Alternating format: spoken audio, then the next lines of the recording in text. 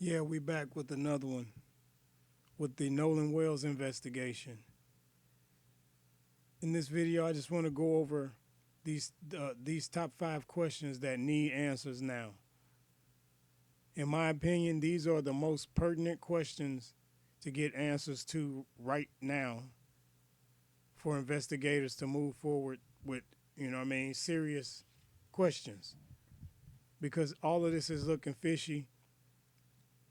They've lawyered up, deleted Facebook pages, deleted social medias, and put out statements that conflict a lot.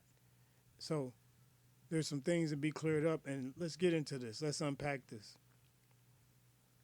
The first question that I got is, did Katy, the girl that he was supposedly going to see, the girl that he did go to see, did she see Nolan with his phone?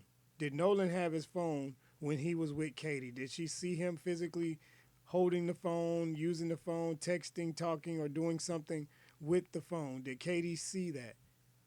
If Katy saw the phone, then the question is, how did the friends end up with the phone?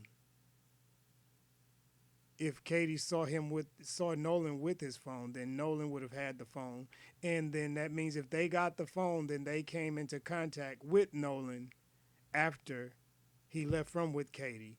And that would be how they would have gotten the phone. So the story still wouldn't make sense. Now, the second question is, did the friends bring the phone back voluntarily, or did the mom use location services to first find the phone and then made the friends bring the phone to her, or she went to where the phone was pinging at and it happened to be pinging at one of the friends' locations, and that's how she got the phone. And why I say that is I've heard stories that whoever had the phone was refusing at first to even bring her son's phone.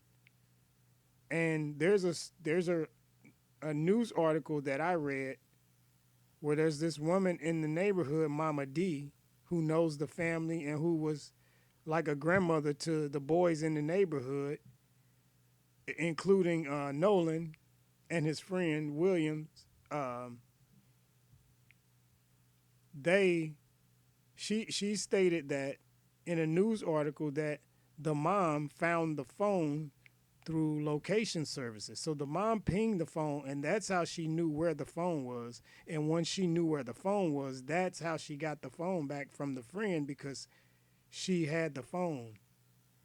This is, I believe, after he came up missing, but before they found his body. So I'm believing that this was the fifth, around the fifth maybe, or either later the fourth or even the fifth when she got the phone. So she got the phone, but did they voluntarily bring it, or did she go looking for the phone and then they refused to, for a while, give her the phone?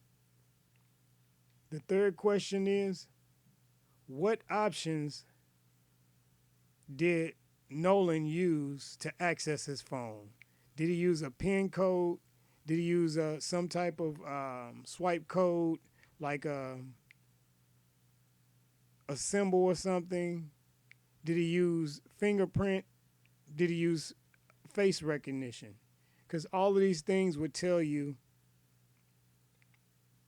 something pertinent, because according to Ben Crump, the mother said that they have found evidence that someone has deleted messages from the phone. And if the phone was accessed and messages were deleted after he was supposedly missing, then that means that somebody who had his phone accessed the phone and attempted to delete messages, which then lends to the air of foul play. Because why delete messages if everything was an accident? Another thing, a fourth question is, was his body found in a location where law enforcement had previously searched and his body was not there at that time. And that leans back to rumors that I've been hearing of him having FaceTime. I mean, I'm sorry, not FaceTime, but face recognition on his phone. And the only way you can unlock a person's that's missing's phone during the time they're missing, if they have face recognition, you would have to, or fingerprint, you would have to have the body or the person available to unlock the phone. So if that's the case, if the body was found in a location where it was searched before, that could mean that his body was not there, but someone put his body in that location later on to be found. But after they accessed his phone to try to clean up for themselves. And the last question I had, which is pertinent to these last two things, is when his body was found, was there water in his lungs? Because if there was water in his lungs, then that's the sign of a drowning.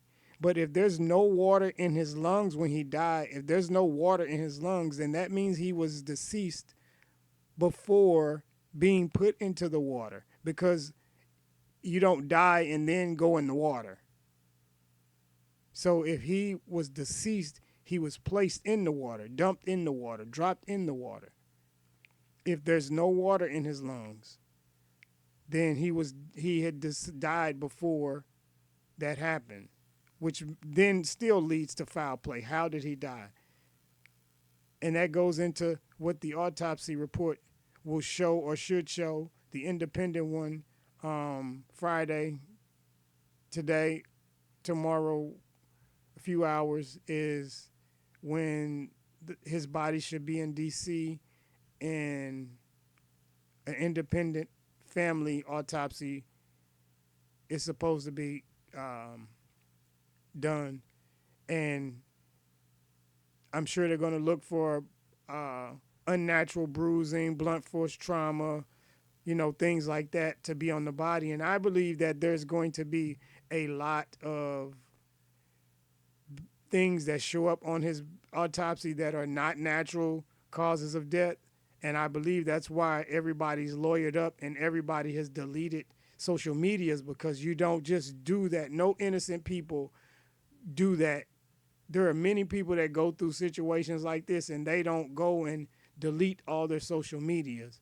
So I in my personal opinion, there's a lot behind this, but the sad part is there are people that, as hard as they're trying to get justice, there are more people fighting to keep justice from happening, to keep everything that potentially is a crime from being uncovered as a crime. And that's the saddest part of all of this, because if there was a crime committed and he was killed by people, then you leave murderers on the street to work at the job right next to you, to sit in the cubicle next to you, to be at the daycare with your children, to be at the grocery store with your loved ones, to just roam the streets, to be at the gym with your wife and your daughters, to be just amongst the people, just living freely as murderers and monsters. That is the craziest, the saddest part of this whole thing when it comes to justice, when you have a lopsided justice system where people use their power and influence to influence the outcomes of cases to keep the innocent or keep the guilty from being found guilty and make them seem innocent. If you take up for somebody that murdered somebody, you have just allowed a murderer to just roam freely. You have to live with that. I'm not saying they murdered him. I'm saying all of this, everything looks suspicious when you start doing certain things, lawyering up and having conflicting stories and blaming other people and saying he's with them and they're saying he's with them, and and then he comes up deceased and nobody knows where he's at until his body pops up. So those questions, man, I just think that those are the most pertinent questions at this point, and I think those questions should be answered because all of these questions will lead to further clarity about what happened to him and gain more evidence to prove guilt or innocence. But that's my opinion on it. Get in the comments.